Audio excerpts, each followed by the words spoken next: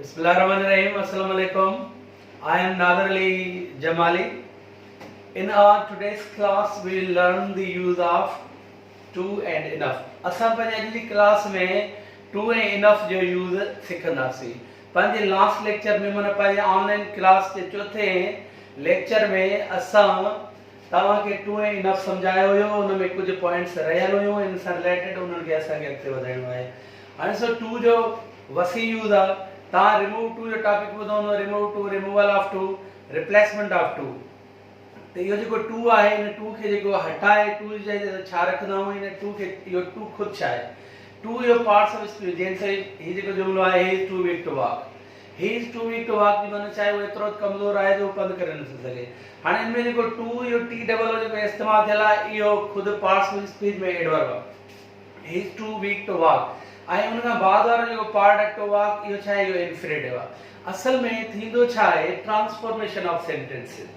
Transformation of sentences माने हिकिड़े structure खे असां ॿी स्ट्रक्चर में चेंज कंदा आहियूं ऐं माना जेका आहे उहा साॻी रहंदी आहे. माना साॻी रहंदी आहे. इन में जेको बाद में जेको टू वॉक वारो जेको पार्ट आहे, इहो आहे इन्फिनेटिव. त इहो जेको टू इन्फिनेटिव आहे, it is replaced by clause.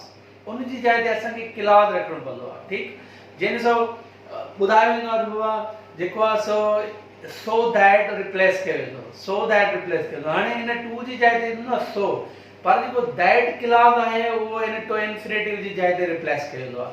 ऐं इहो टू केॾी महिल इस्तेमालु थींदो आहे? लास्ट लेक्चर में मूं तव्हांखे ॿुधायो हुयो त जॾहिं when the second part of the sentence is negative, जॾहिं जुमिले जो ॿियो हिसो नेगेटिव हुजे त उन में पोइ असांखे टू रखणो पवंदो आहे. ऐं इनफ जे लाइ छा आहे? इनफ जे लाइ ज़रूरी आहिनि त ॿई जुमिले जा हिसा या तो बयानी हुजनि. इनफ रिक्वायर्स टू अफर्मेटिव और टू नेगेटिव क्लॉज. या तो ॿई जेके जुमिला आहिनि उहे बयानी हुजनि या ॿई नेगेटिव हुजनि, पोइ उन में असांखे इनफ रखणो पवंदो. जंहिं सो लिविंग इंग्लिश स्ट्रक्चर में टू ऐं इनफ जूं जेके एक्सरसाइज़ आहिनि उहे तव्हां नोट करे छॾियो. त 184 पेज ते, 184, 85 ते, 171, 172 इहे ॿ एक्सरसाइज़ जेके मिक्स में टू ऐं इनफ जो आहिनि, उन्हनि में तव्हां ॾिसंदव त उन्हनि में ट्रांसफॉर्मेशन करणी आहे.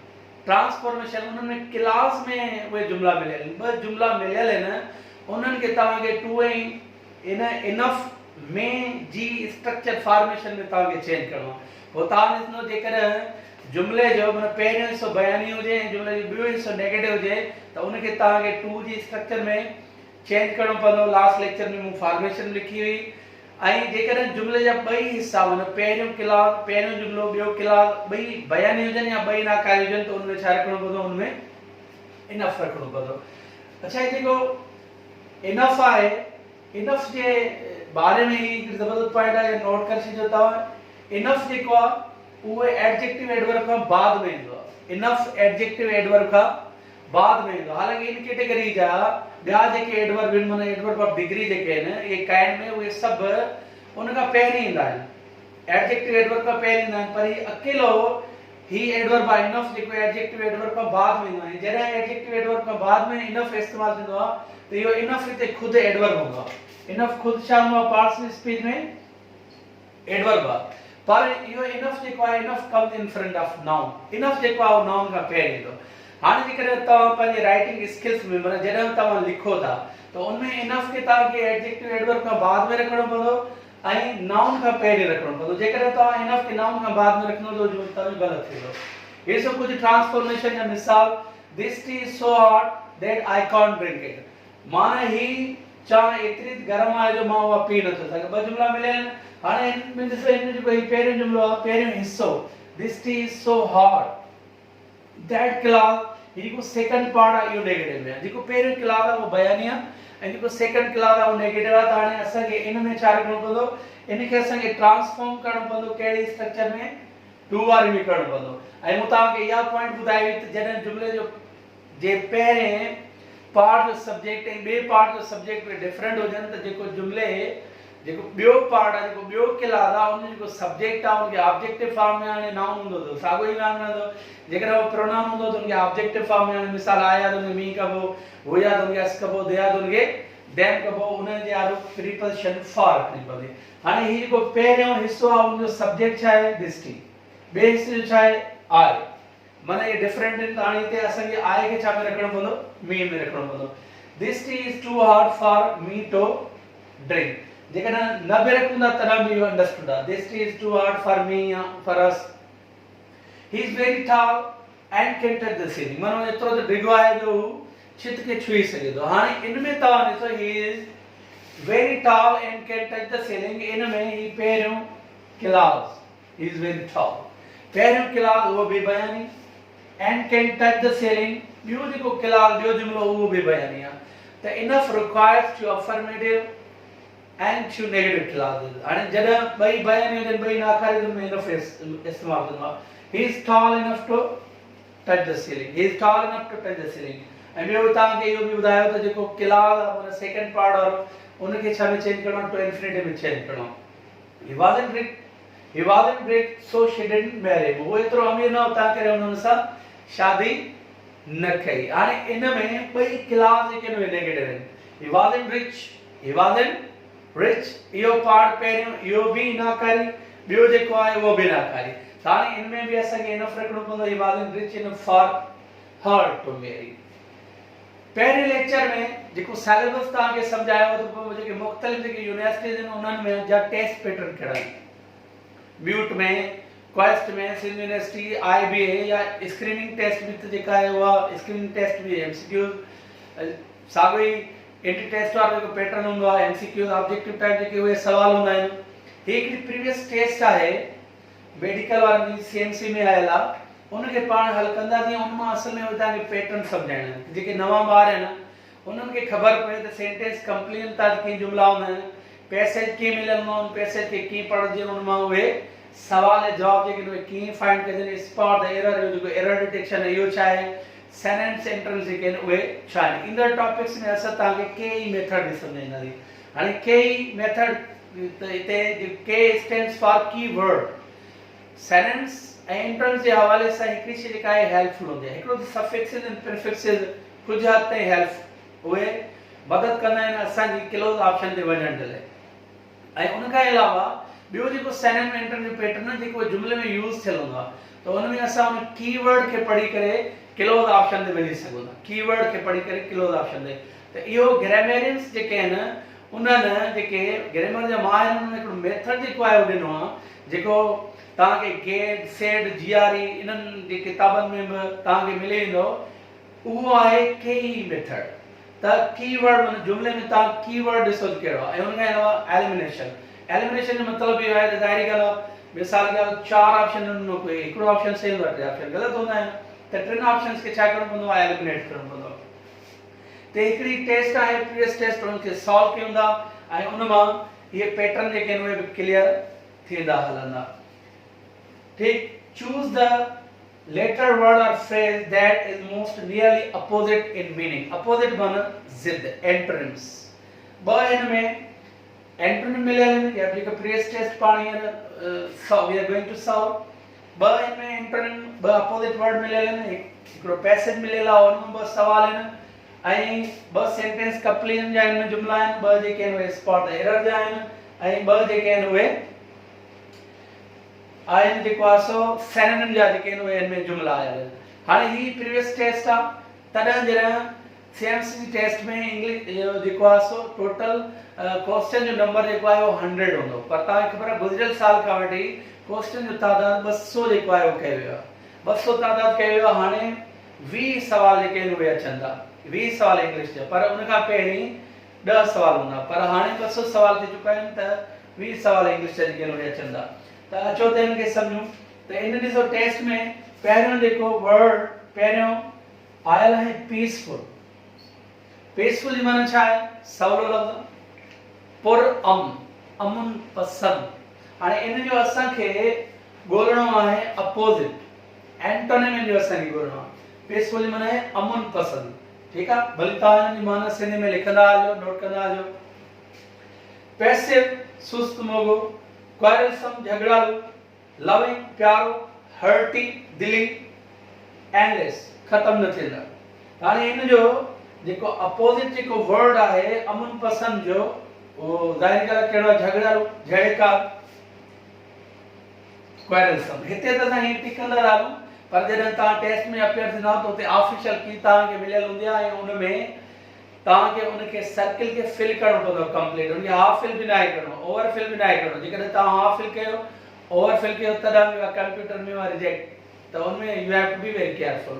तव्हांखे केयरफुल रहणो आहे। ऐं तव्हां घर में जेका पंहिंजी प्रैक्टिस कयो था, जेकी टेस्ट तव्हांखे मिलंदियूं, त उहा बि ऑफिशियल की थिए, पंहिंजी उनमें तव्हांजी स्पीड वधंदी, छो जो उते लिमिटेड टाइम हूंदो आहे, जीअं तव्हां लिमिटेड टाइम में घणे खां घणे क्वेश्चन जेके आहिनि उहे अटैम्प्ट करे सघो।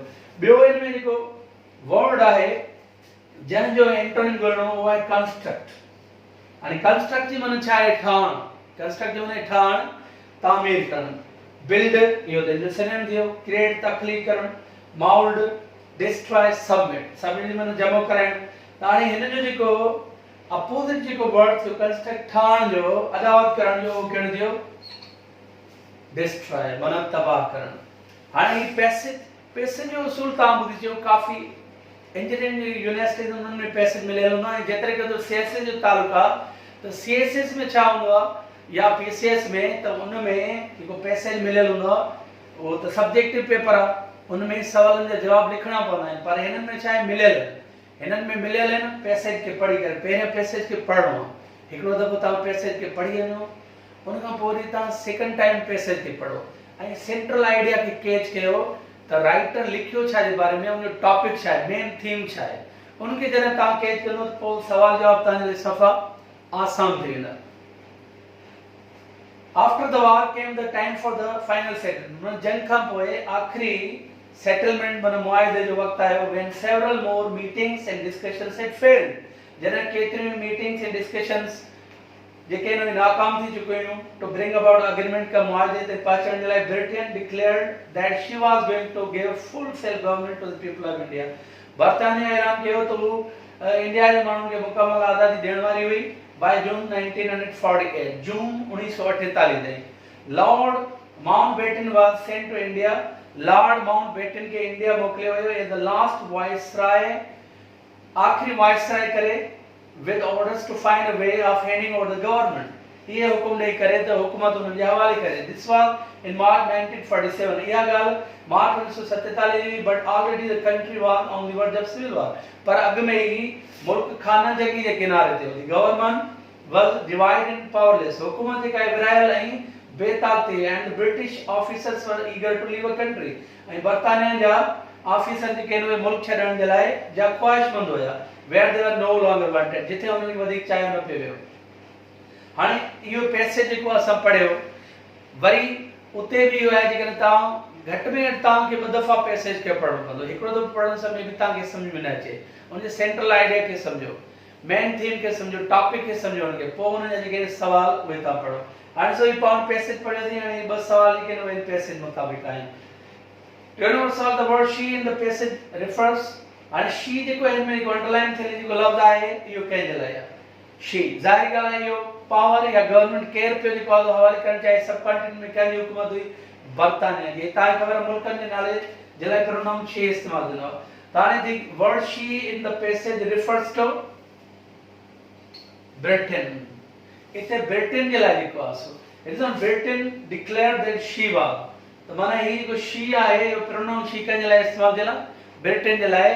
त तव्हांखे ख़बर हुजणु घुरिजे त मुल्कनि जे नालनि सां बि प्रोनाउन शी इस्तेमालु थींदो आहे। मतां सभु तव्हां सम्झो त जेको शी आहे उहो गर्ल्स जे लाइ या फीमेल जे लाइ इस्तेमालु थींदो आहे। Before the final settlement the country face which of the following crisis. Settlement खां अॻु में मुल्क खे कहिड़ा मसइला बहरान जेके आहिनि दरपेश हुया? थ्रेट ऑफ सिविल वॉर, खानन जंगी जो ख़तरो, पावरलेस गवर्नमेंट, बेताक़ती हुकूमत, डिवाइडेड गवर्नमेंट, विरायल हुकूमत, British officers wanted to leave the country, British officer मुल्क छॾण पिया चाहिनि। हाणे ॾिसो इहे सभई मसइला जेके आहिनि पैसेज खे जॾहिं असां पाण पढ़ूं था त इहे दरपेश हुया। मतिलबु ऑल ऑफ दी अबव, जो ऑप्शन ई सही आहे। त पैसेज खे सम्झण में पढ़ण जो इहो तरीक़ो हूंदो आहे। सेंटेंस कंप्लेन, हाणे पाण अचूं था सेंटेंस कंप्लेन जी तरफ़। सेंटेंस कंप्लेन जेको आहे उनमें छा हूंदो आहे? ब्लैंक मिलियल हूंदो आहे। हिकिड़ो ब्लैंक में मिलियल हूंदो आहे, ॿ ब्लैंक में मिलियल हूंदा आहिनि। हिकिड़ो ब्लैंक बि हूंदो आहे, ॿ ब्लैंक में मिलियल हूंदा आहिनि उनमें। ऐं सेंटेंस कंप्लेन मूं तव्हांखे ॿुधायो त using vocab, using appropriate filler, using grammar. इहे उनजा टे जेके आहिनि उहे टाइप्स आहिनि। Children love dash the stairs, children love dash the stairs, running up and down, runs up and down, running up and down. त हिते जेको सुटेबल ऑप्शन कहिड़ो आहे लव इज फॉलोड बाय जेरन लव जेको आहे उहो पाण सां गॾु जेरन कंदो आहे माना वर्ब में फॉर्म जो दुरुस्त ऑप्शन कहिड़ो आहे A children love running up and down सवाल नंबर 6 द स्पार्क चिल्ड शोलो set the carpet dash fire इहो फ्रेजल वर्ब मुताबिक मिलियल आहे बाह लॻाइण त सेट सां जेका प्रीपोजिशन ईंदी उहा कहिड़ी लॻंदी आहे ऑन सेट ऑन फायर माना स्पार्क जेका आहे उहा कारपेट खे बाह लॻाए छॾी हाणे इहा आहे स्पॉट द एरर ही जेको पैटर्न आहे इहो बाबा जब हिकिड़ो ब्लैंक आहे ॿ ब्लैंक से जेके चार ऑप्शन हूंदा आहिनि इन पैटर्न खे चयो वेंदो सेंटेंस कंप्लीट हाणे ही स्पॉट द एरर माना ग़लती ॻोल्हण one of the tiger from circus has got loose तव्हांखे ख़बर हुजणु घुरिजे वन सां गॾु जॾहिं प्रीपोजिशन ऑफ हुजे वन ऑफ हिकिड़ो त डायरेक्ट वन सां नाउन हुजे वन टाइगर पर वन सां गॾु प्रीपोजिशन ऑफ अची वञे त पोइ नाउन हमेशह प्लूरल थींदो आहे इहो थींदो वन ऑफ द टाइगर्स या स्ट्रक्चर पंहिंजे ज़हन में रखिजो ऐं 8 नंबर सवाल आहे prefer to read rather than to sit listening मां पेयर ऑफ वर्ड्स में कॉम्बिनेशन मिस्टेक्स में तव्हां ॿुधायो त जेको rather आहे उन जेको पेयर आहे then कहिड़ी स्पेल वारो THAN त ही तव्हां ॾिसो था जेको इहो अंडरलाइन करे ABCD अंडरलाइन करे त इन में जेको हूंदो आहे त अहिड़े तरीक़े सां जंहिं में ग़लतियां फाइंड करणु पवंदो न त no error choose the word most similar in meaning the capitalise one means synonym जेके आहिनि उहे ॻोल्हणा पवंदा हाणे ही मोस्ट सिमिलर माना सिनोनिम रेस्पॉन्सिबल माना ज़िम्मेवार accountable dividable enable simple creative इन जो सिनोनिम कहिड़ो आहे तव्हांजे मुताबिक़ ॾिसो सवलो आहे रेस्पॉन्सिबल ज़िम्मेवार त उन जो जेको सिनोनिम आहे उहो आहे accountable fast slow lazy reliant quick still त इन जो क्विक थींदो इहा हिकिड़ी सवली टेस्ट जी मदद सां इहे तव्हांखे डिफरेंट जेके आहिनि उहे पैटर्न बि सम्झायासीं ऐं टू ऐं इनफ जो यूज़ बि तव्हांखे सम्झायासीं वधीक वरी इंशाल्लाह ईंदड़ जेको आहे सो पंहिंजे लेक्चर में तव्हांखे पॉइंट सम्झाईंदासीं इंशाल्लाह तेसि ताईं वरी ख़ुदा हाफ़िज़ थैंक यू वेरी मच